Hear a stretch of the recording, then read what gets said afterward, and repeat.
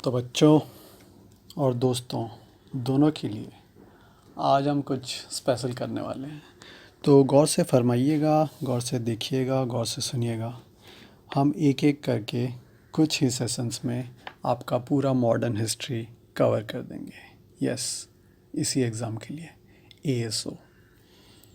तो पहले हम शुरू करते हैं लूसेंट के लास्ट पेज से, जहाँ पे गवर्नर जनरल टाइम स्पैन के हिसाब से हैं।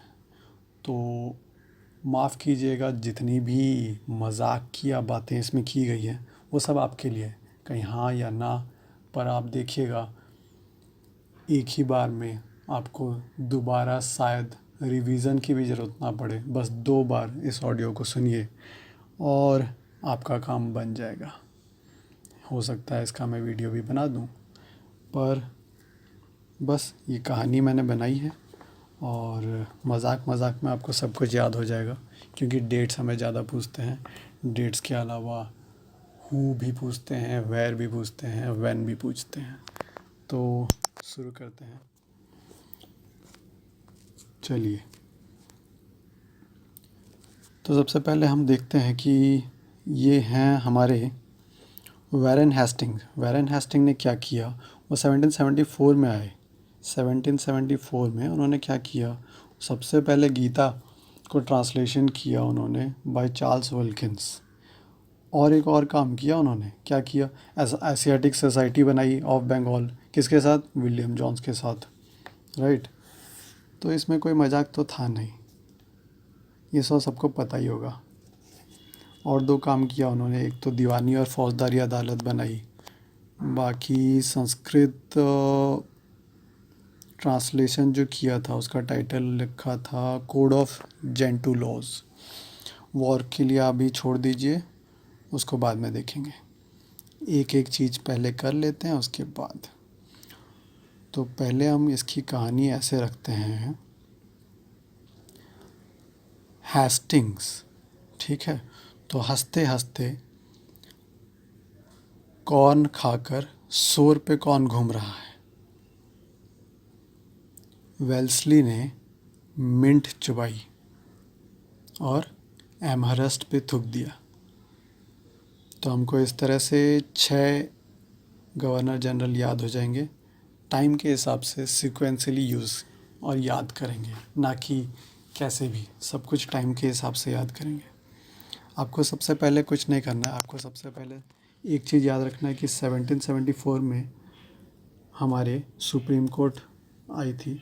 सुप्रीम कोर्ट आई थी वॉरेन हेस्टिंग्स के टाइम पे। तो हमने क्या किया, हेस्टिंग्स का नाम रख दिया हंसते हंसते, हंसते हंसते, और फिर उसके बाद सीधा कॉर्नवालिस। हंसते हंसते कॉर्न खाते खाते शोर पे कौन घूम रहा है? वेल्सली ने मिंट चुबाया और थूका एमहरस्ट पे, राइट। अब देखिए हम इसे कैसे याद करते हैं। अगर हम एक चीज़ देखें कि यहाँ पे लॉर्ड बेंटिक के बारे में बताया गया है। लॉर्ड बेंटिक और लॉर्ड बेंटिक के साथ हम क्या कर सकते हैं? तो मैकले ने बेंटिक के कान में क्या कहा, उसने कहा 1 मिनट रुक जा, मुझे इंग्लिश को ऑफिशियल लैंग्वेज तो बनाने दे। उसके बाद जो भी एनेक्स हुए, वॉर हुआ, वो सब छोड़ दीजिए। मैटकैफ को हम कैसे याद करें? देखिए, मैटकैफ ने लॉ की पढ़ाई की कब? 1834 में।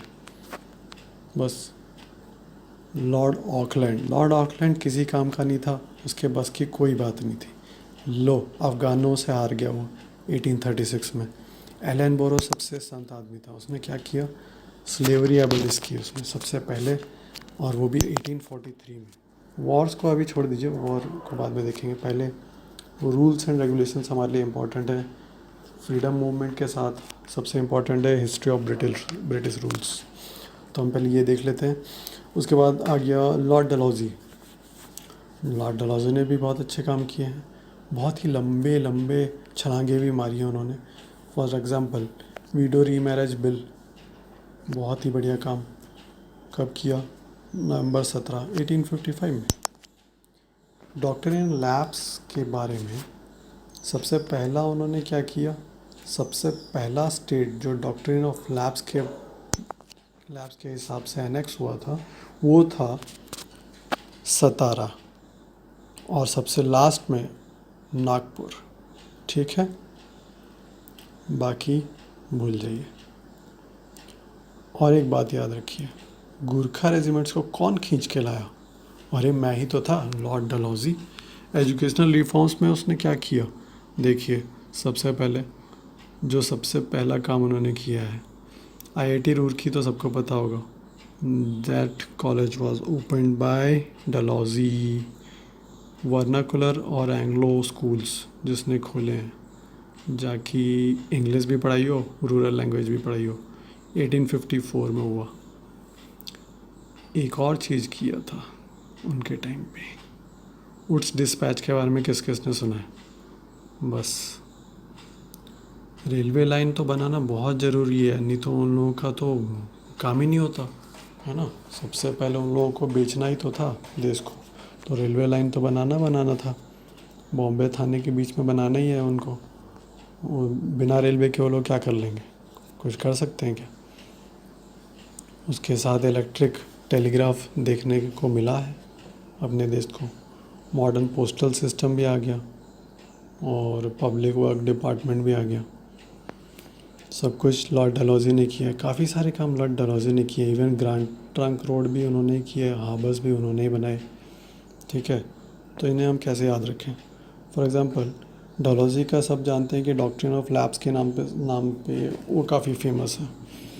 बस हमें ये नहीं पता कि गुरखा रेजिमेंट उन्होंने क्या बनाया था या रेज़ किया था। तो जब इनकी वॉर हुई थी अवध के साथ, इवन बर्मा के साथ, वहीं से वो लेकर आए थे गुरखा रेजिमेंट को।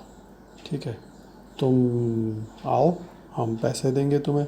शायद उन लोगों के पास खाने को पैसे नहीं थे, सब हर चीज़ की तो जिल्लत करा के रखी थी। तो कुछ अच्छे काम भी किए। फॉर एग्ज़ाम्पल आईआईटी रुड़की खोलने की कोशिश की। चलो, सबसे पहला engineering college. Wood's educational dispatch भी हो गई। उसके बाद वर्नाकुलर स्कूल्स को अभी के लिए छोड़ दो। बाकी रेलवे लाइन तो याद ही होगा सबको। बाकी public work department, modern postal system, ये सब तो याद ही होगा सबको। और ग्रैंड ट्रंक रोड, ये तो बनाना बहुत ज़रूरी है ना। अब रेलवे बनाएगा तो रोड बनाएगा तो फिर पोस्टल सिस्टम। सबसे पहले कौन पहुँचेगा? टेलीग्राफ ही पहुँचेगा ना, तो टेलीग्राफ बना दिया। नहीं तो फिर वॉर, सबसे ज़्यादा वॉर भी उसी ने किए। ये पंजाब वॉर, ये वो पता नहीं कितने साल, 4 के आसपास युद्ध लड़े हैं। तो ये युद्ध कौन लड़ेगा? युद्ध लड़ेगा तो इन सब में इंफॉर्मेशन सबसे पहले टेलीग्राफ ही पहुंचाएगी ना।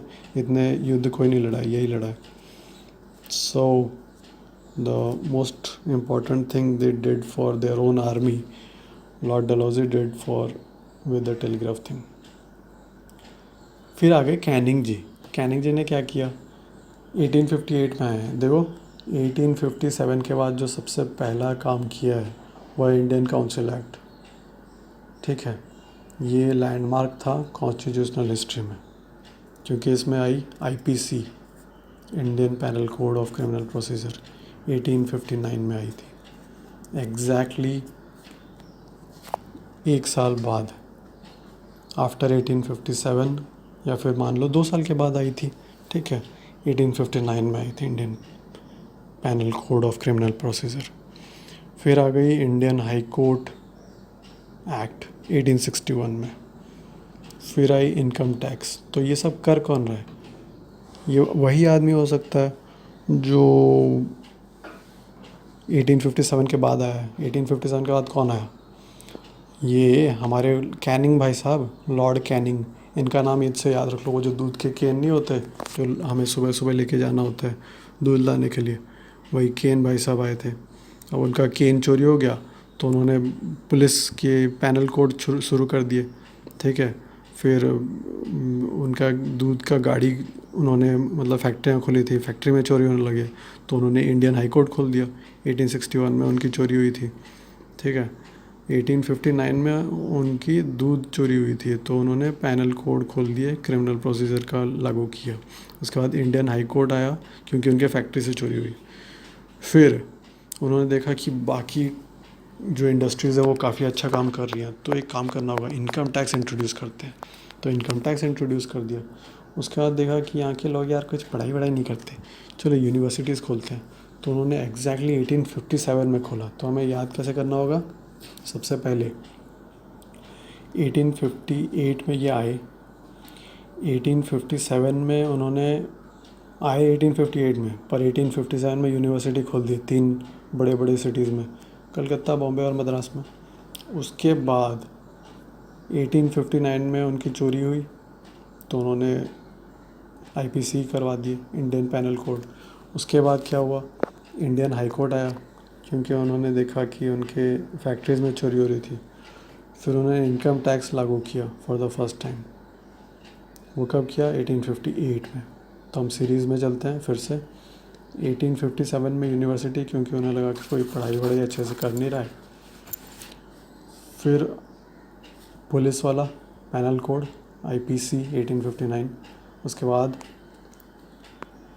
इनकम टैक्स, उसके बाद इंडियन हाई कोर्ट। तो सबसे पहले इनकम टैक्स, क्योंकि बाकी इंडस्ट्रीज़ अच्छा ग्रोथ कर रही थी तो उन्होंने इनकम टैक्स लगा दिया। इनकम टैक्स के बाद उन्होंने एक और काम किया, पैनल कोड।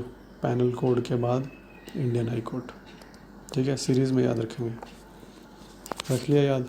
अब देखते हैं वहाबी मूवमेंट। वहाबी मूवमेंट वो सिर्फ एल्गिन वन का था, तो उसे भूल जाइए, दूसरा देखते हैं।